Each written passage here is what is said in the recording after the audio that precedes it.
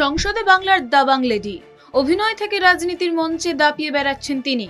সোমবার সংসদে তৃণমূল সাংসদ মহুয়া মৈত্র ছায়া সঙ্গী হিসেবেই দেখা গিয়েছে তাকে।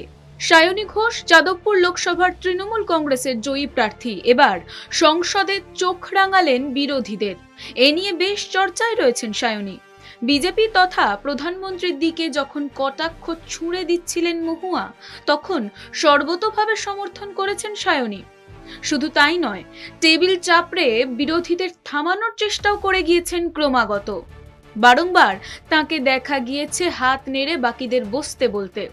সদুত্তর না পাওয়ায় বেশ চটেছেন নতুন সাংসদ।